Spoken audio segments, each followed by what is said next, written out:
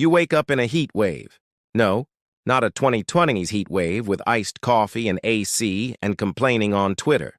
We're talking colonial Philadelphia in July of 1776. You're on the second floor of a brick building where the windows don't open properly, the air is thick enough to chew, and the smell? Imagine a combo of human sweat, horse manure, spilled beer, and the kind of body odor that makes you question free will. You are lying on a straw-stuffed mattress that has been used by at least 3 other guys this week. There's no privacy, no shower, and definitely no allergy meds. The buzzing sound isn't a phone, it's flies. Everywhere. They are feasting on an apple core you didn't finish last night and a suspicious stain on your sock. You swat one off your face and sit up slowly. Bad move. You immediately regret it. The wool shirt you're wearing has molded itself to your skin like a clingy X, and there's no way it's coming off without a fight. But guess what? You have to put on even more layers. You're a delegate to the Second Continental Congress. Congrats, by the way. Your job today? Nothing big. Just, help convince 13 colonies to collectively flip off the British Empire and sign a document that says, "Hey, King George, we're done with your taxes, your soldiers, your tea obsession, and your entire monarchy thing. Bye." No pressure, right? You drag yourself out of bed, splash your face with tepid water from a basin that smells faintly like moldy wood and regret, and try to remember the last time you brushed your teeth. Spoiler, you didn't. Nobody does. At best, you chewed some mint leaves yesterday and hoped for the best. Downstairs, the streets are already alive with sounds. The creak of wagon wheels, the clip-clop of horses, the yelling of vendors selling day-old bread and cabbage that could double as a biological weapon. You pass by a tavern where someone is already blackout drunk despite it being morning. A woman is chasing a chicken down the road like her life depends on it. 2 men are loudly debating taxes, religion, and whether or not this whole revolution thing is a cosmic joke. Welcome to 1776. You weave through the crowd, dodging chamber pot dumps. Yes, people just throw their waste out the window, and make your way toward the Pennsylvania State House.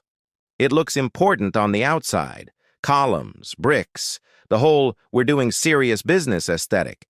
But inside, it's chaos. Hot, crowded, loud. The scent of desperation mixes with tobacco smoke and political egos. There's a long wooden table where men are already shouting over each other. One guy is pounding his fist. Another is fanning himself with a pamphlet that reads "Common Sense." Someone in the corner mutters something about treason. A young assistant with ink-stained fingers is furiously scribbling notes, trying to make sense of the verbal hurricane happening in front of him. You take your seat and try to look composed. But inside, you're screaming. Because here, it's the truth no one likes to say out loud. This might actually get you killed. This isn't some college debate team. You're not playing revolutionary dress-up. You are, in the eyes of the British Crown, a traitor. You're helping draft a statement that says, "Hey, all those laws you made, we're ignoring them. Also, we're making our own country now. Bye. If this fails, and spoiler, for a lot of people it does, you'll be hunted, hanged, or worse. Ever heard of being drawn and quartered? Yeah, they don't teach you that in school. Google it later. Or don't, if you like sleeping. Still, you're here. Why? Because you're fed up. You're sick of being taxed without having a say. You're tired of redcoats marching into homes and seizing whatever they want. You're furious that King George treats the colonies like his own personal piggy bank. And maybe, just maybe, you actually believe in something bigger, like liberty, or self-rule, or not having to buy tea from a monarchy that doesn't even know how to boil water properly. The room gets quiet. Someone reads the opening words of a draft. When in the course of human events, you feel it in your gut, like the slow build of a movie soundtrack, like the first spark before the fireworks. This isn't just words on paper. This is a declaration of existence, of rebellion, of messy, defiant, hypocritical, courageous hope. Thomas Jefferson, the awkward redhead in the corner who speaks like a poet and writes like a prophet, looks exhausted. He's been holed up in a rented room for days, surviving on stale bread and self-righteousness, drafting this thing. He hands the page to John Adams, who reads it, nods, and immediately starts suggesting edits. Franklin, old, clever, probably hungover, grins and adds a joke. The rest of the room mutters, debates, nitpicks. Even now, some aren't sure. Should we really poke the lion? Is this too soon? Too bold? Too much? But it's not just a piece of paper. It's a middle finger. It's a cannon blast. It's a birth certificate written in ink, sweat, and the smell of gunpowder already on the horizon.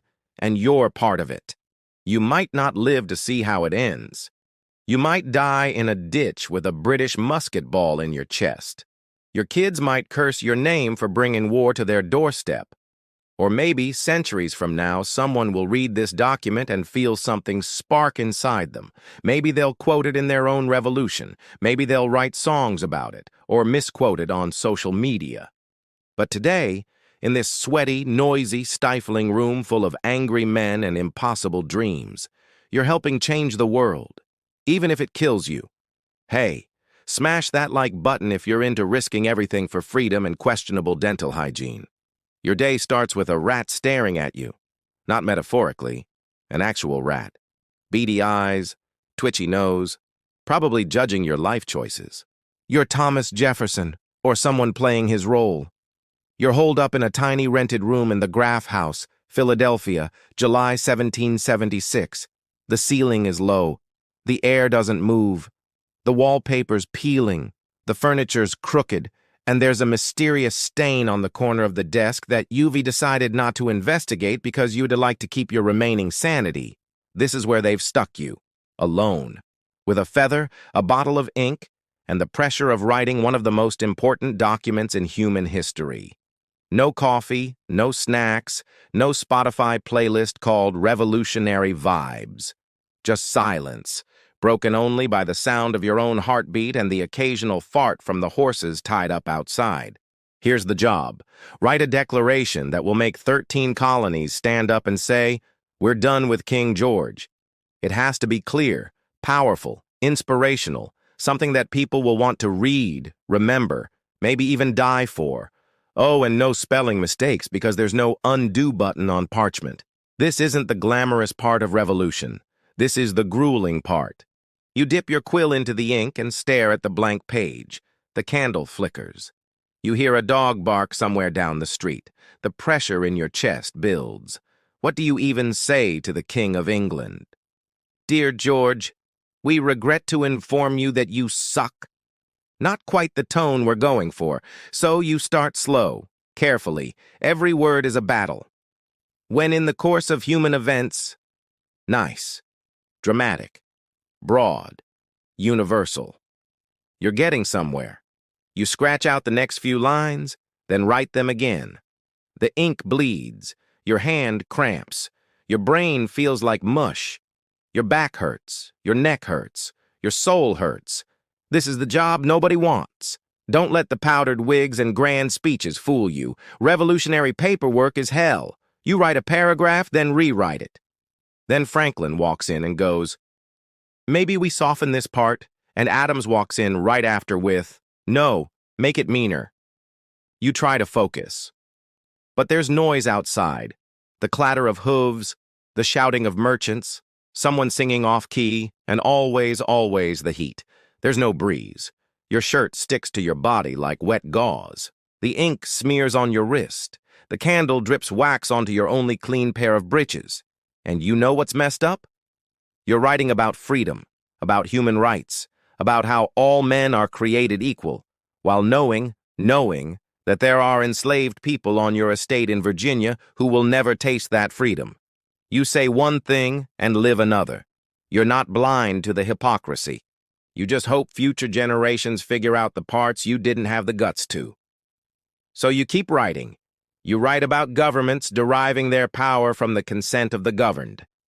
You list out the king's crimes, his taxes, his soldiers, his refusal to let the colonies make their own laws. You accuse him of tyranny. You make it poetic. You make it brutal. You make it resonate. Your hand starts to blister. The quill splinters. You accidentally knock over the ink pot and spend the next hour trying to clean it up using nothing but a rag and a string of creative profanity. This job? It's lonely. It's exhausting. And it's never just about words. Every sentence has to survive a gauntlet of egos. When you finally hand the draft over to the committee, Franklin, Adams, Livingston, Sherman, they tear into it like wolves. Adams wants more fire. Franklin suggests jokes. Everyone else points out things they don't like, but won't offer real solutions. You're stuck between make it punchier and don't offend anyone, like a colonial copywriter on a deadline from hell. And don't even get started on punctuation. You've got semicolons doing the heavy lifting of an entire revolution. Still, you revise, you polish. You keep your head down and try not to scream when someone suggests replacing life, liberty, and the pursuit of happiness with life, liberty, and property. You know how much ink you spilled on that phrase? How long you sat with your head in your hands trying to get it just right? It's not glamorous. You're not out there firing muskets or waving flags. You're hunched over a desk, your fingers stained black, your shoulders locked in permanent tension. You eat when you remember to. You sleep when your eyes refuse to stay open. You dream about commas. You hallucinate semicolons. And when it's finally done, when the draft has been bled over, edited, and grudgingly approved, you don't feel triumphant. You feel hollow. Scared even, because now it's real. This piece of paper, this carefully chosen arrangement of ink and conviction, could be the beginning of something huge, or the death warrant of every man who signs it. But here's the thing. Sometimes the most dangerous job in a revolution isn't swinging the sword. It's writing the sentence that convinces others to pick it up. And that's what you've done. You didn't want the job. No one really did. But someone had to do it. Someone had to take all that anger, all that pain, all that hope, and turn it into something that might actually change the world. So here you are, smudged, sweaty, sleep-deprived, sitting alone at a desk, staring at a document that might outlive you by centuries. You don't know how history will judge you. You don't know if this idea will catch fire or fizzle out in a bloody mess. You just know one thing. The words are written now. And there's no turning back. So yeah, it's the job nobody wants. But without it, there's no revolution at all. You walk into the room and it hits you, the smell of sweat, ink, and roasted egos. This isn't just a meeting. It's a powder keg of personalities, and you're right in the middle of it. You take your seat. The wooden chair creaks under your weight like it's groaning in anticipation.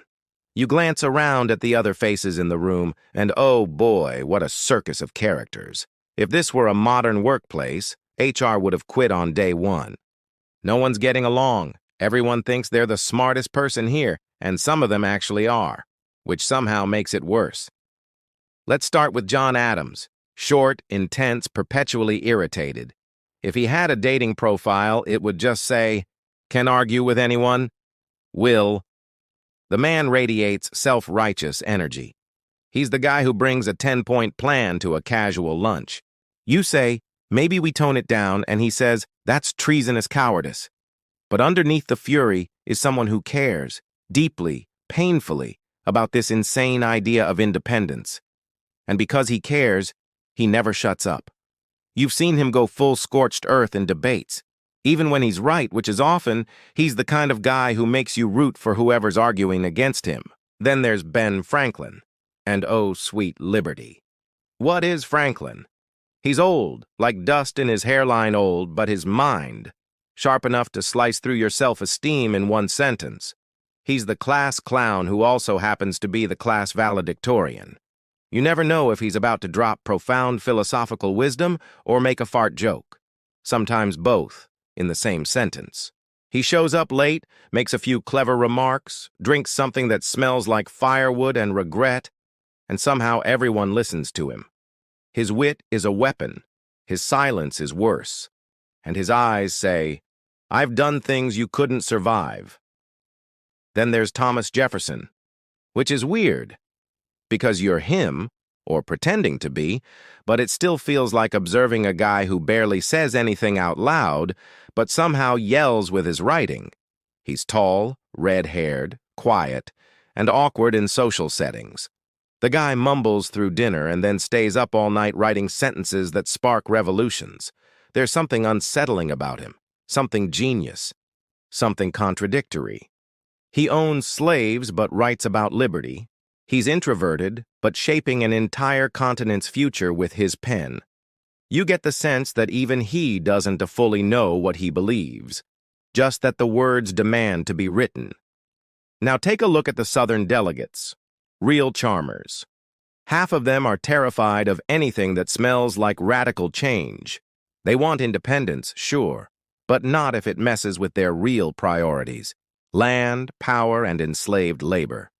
They nod at Jefferson's words about equality, then whisper about how those words don't really apply to certain folks. You smile politely. You imagine punching them, but you don't, because unity is fragile and violence is exhausting. The Northern guys? Not saints either. They act superior, like they've cornered the market on Enlightenment ideals. They rant about liberty while turning a blind eye to economic systems that depend on misery. There is a layer of hypocrisy coating every speech like a nice dusting of powdered sugar on a moldy pastry. You try not to choke on it. And then there are the loyalists. Well, former loyalists. People who were totally fine with British rule until last week, and now they're all down with the king with the energy of someone who just discovered protest slogans and is using them wrong. You don't trust them? Nobody does. They're opportunists, riding the revolutionary wave because they think it'll land them in power once the dust settles. You see it in their eyes. They want titles, not freedom.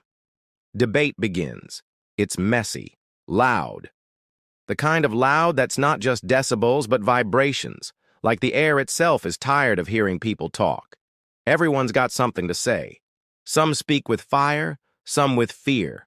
Some just want to hear their own voices echo off the walls. One guy compares King George to a butcher, another calls him our misguided father. Then someone, probably Adams, accuses someone else of being a coward in the face of liberty, and suddenly we're 3 insults away from an old-fashioned duel. You can barely get a word in, which is probably for the best. You're not here to perform. You're here to watch, to listen, to write. But it's hard not to laugh when Franklin mutters, "If we don't all hang together, we shall most assuredly hang separately." It's morbid, and also true. Lunch is worse. Imagine trying to eat bread and boiled meat while sitting next to a man who just called your political ideas poison. The room is tense. Someone chews too loud and suddenly it's like sitting in a bear den. People try to be civil. They fail. There's no such thing as casual conversation when every topic leads back to war, death, or taxes. And yet somehow, despite all the tension, a strange camaraderie starts to grow. Like war-forged brothers who argue all day but still share their last crust of bread. You start to understand something. These people may be flawed, some irredeemably so, but they're still here. They're still trying. They're still daring to imagine a world that doesn't exist yet. And you know what else? Some of them are really funny, like unironically funny.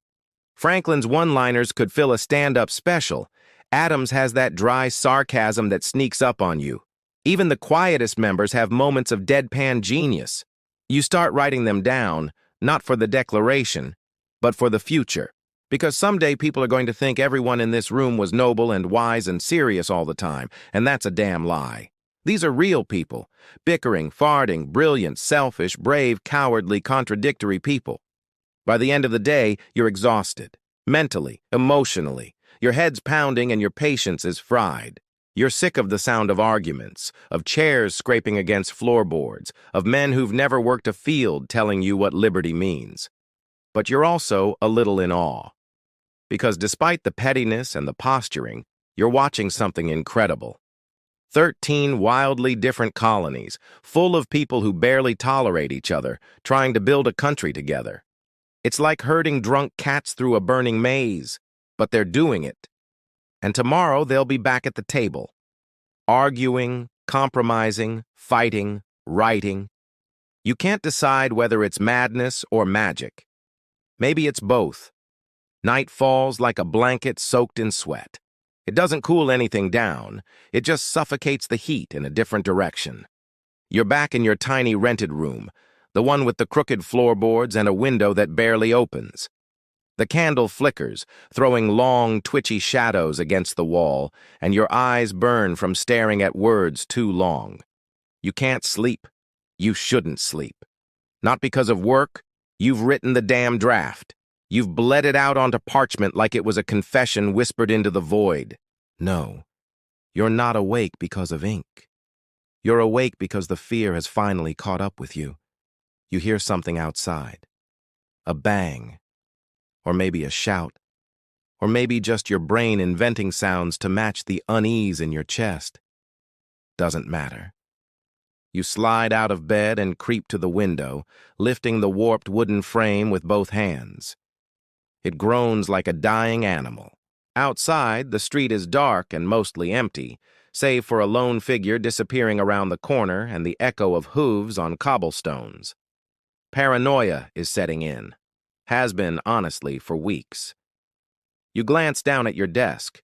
The declaration draft, still smoothed out, still smug in its finality.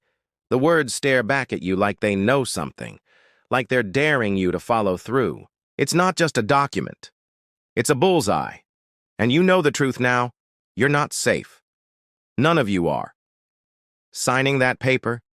It's not ceremonial. It's not poetic. It's a death sentence written in cursive.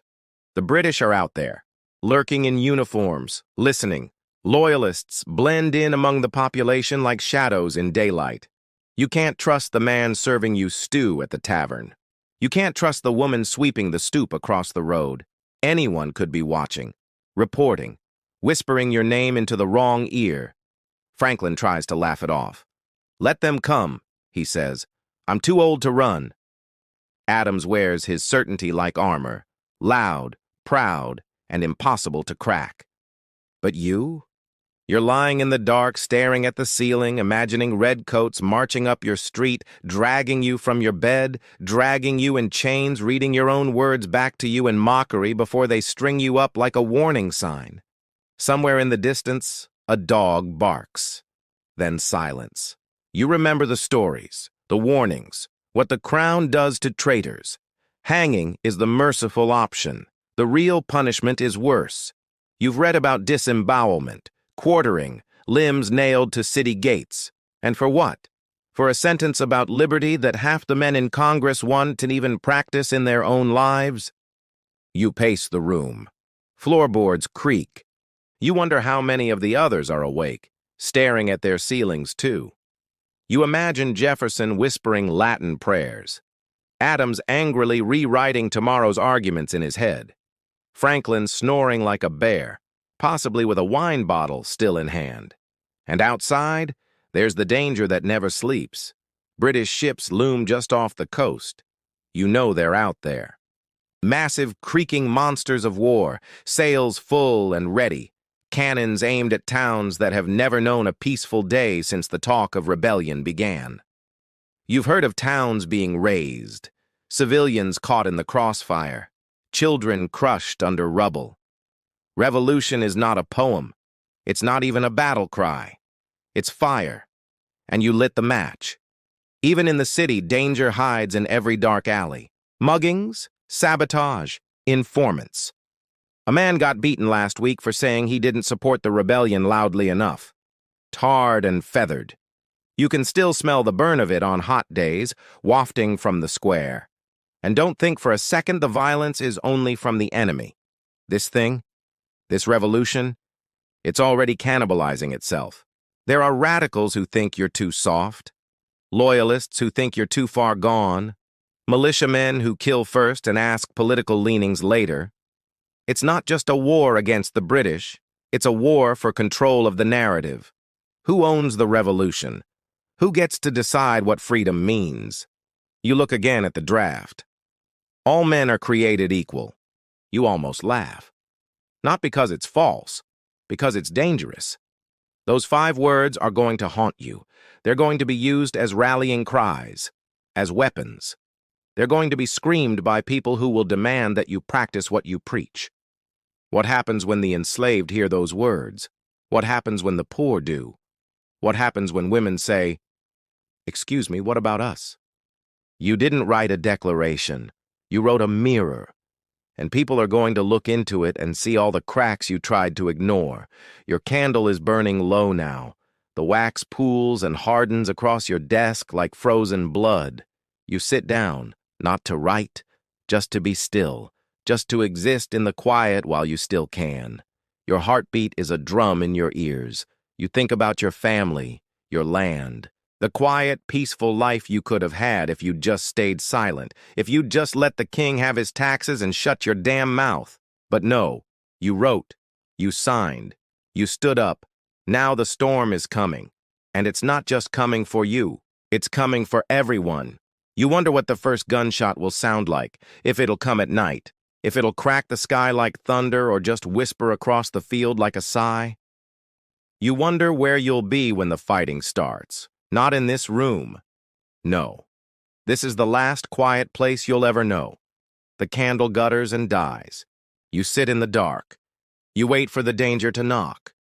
The war ends. Eventually. Sort of. It limps to a conclusion, really. Like a drunk guy staggering across a finish line with both legs broken and a musket ball still lodged in his shoulder. The British retreat reluctantly. The ink dries on a peace treaty.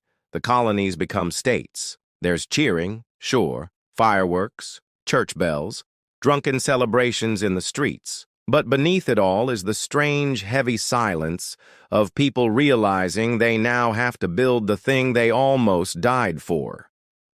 And the Declaration, the one you slaved over in the dead heat of a Philadelphia summer, with sweat dripping off your nose and rats watching from the corner, it becomes more than paper. It becomes myth. But not right away.